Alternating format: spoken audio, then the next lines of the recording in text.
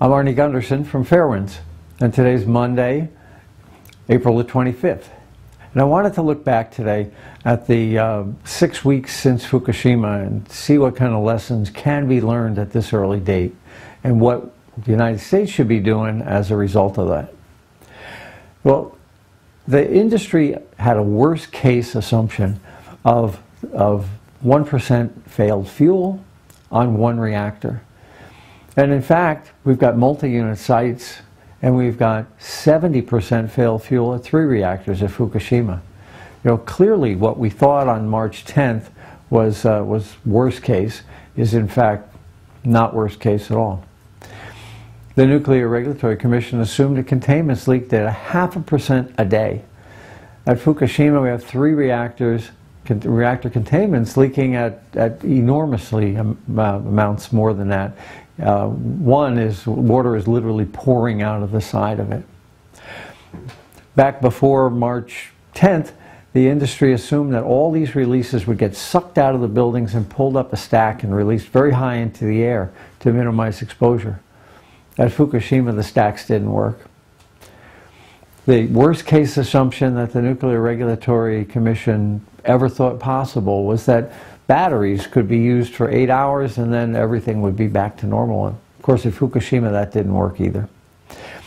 And also, the industry always assumed that their worst case, that people would have to be evacuated out for 10 miles and in a day or 2 or 3, they'd be allowed to come back in. Well, the United States State Department has suggested that people move out if they're within 50 miles of the plant, and no one knows when they're coming back in. We simply haven't planned for the really worst case. If you look at Fukushima, we've got 3 reactors in one form of a meltdown or another, and we've got 4 spent fuel pools that have had fires, explosions, and leaks.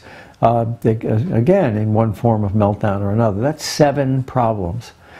If this were a road race, we'd have a 7-car accident. And if this were a road race, we'd put out a yellow flag and slow things down. And yet here in America, the Nuclear Regulatory Commission isn't putting out the yellow flag. It isn't slowing things down. As a matter of fact, it's continuing to license reactors to run for an extra 20 years or to have their power increased. Even though we have, in the background, Fukushima looming over us. I think it's time to put out the yellow flag and slow things down.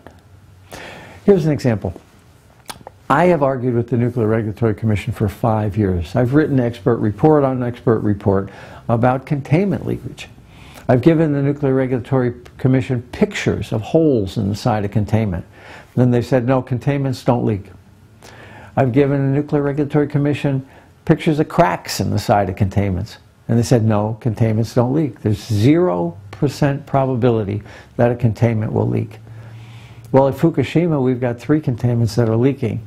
And yet the NRC continues to license new power plants based on the fact that we believe that the containments won't leak. I think in my professional career, there's been 5 major accidents. There's been and near misses. There's been 3 Mile Island. And the NRC blamed the operators for an operator error. There was Brown's Ferry. That was a fire that almost caused a meltdown. And it was caused by a maintenance guy looking for leaks with a candle. And the candle set the wires on fire. They blamed the maintenance practice. Then there was Chernobyl.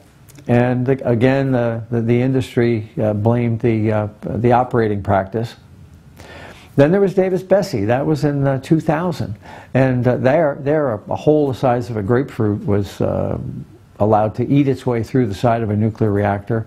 And the industry blamed one guy for signing one line on one procedure. And ultimately, management paid millions of dollars in fines because it really was a management issue. And now there's Fukushima. And we've got a natural disaster. Again, totally unanticipated by the Nuclear Regulatory Commission. The Nuclear Regulatory Commission is really good at working inside the box that they've constructed. We haven't had an accident with anything that they've evaluated inside the box. But we've had many accidents caused by stuff outside the box.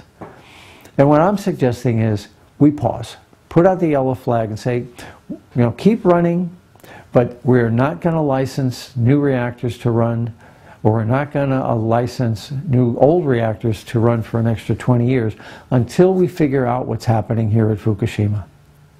I think we have a couple things that we can do. We can petition the government to have a really independent agency take a look at the Fukushima problem and not have it staffed by Nuclear Regulatory Commission employees.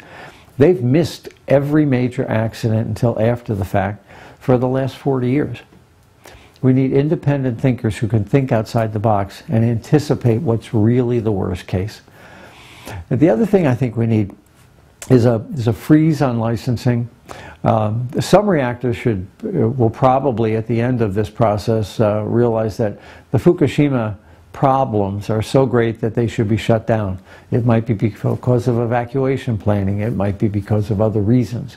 But I think we're going to see that. But a pause in licensing right now, where reactors should continue to run, but not be relicensed in a situation like this until the Fukushima lessons learned are there, is appropriate. Not just the old reactors, but also we've got new reactors working their way through the licensing process with billions of dollars of loan guarantees. We don't need that power now, and now is the time to slow things down rather than grant licenses and ultimately say, oh my God, we made a mistake. Well, what I'm suggesting is that if you recall back 100 years ago, the French said, never again, it's not going to happen again, and they built a wall between them and Germany, and the wall was called the Maginot Line. And that wall was designed to prevent an attack from the previous war. They were fighting the previous war instead of the next war with the Maginot Line. Well, by building new reactors, I think we're building a new Maginot Line. Technology's changed. We have computers, we have smart grids, we have distributed ways of generating power closer to the grid with not as much waste and much higher efficiencies.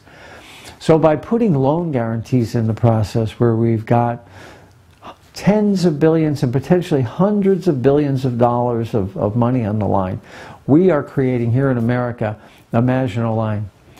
The technology of the 20th century was to build large power plants. The technology of the 21st is not. And what I'm proposing is that by freezing licensing and thinking through these Fukushima large power plants, we may see that we can do it better and smarter with distributed sources of power in the future, and we don't have to build a Maginot Line. Well, I hope we all contact our representatives and ask for a freeze on licensing and ask for an independent agency to come in and evaluate these plants, because I don't believe the Nuclear Regulatory Commission is going to think outside the box. Thank you.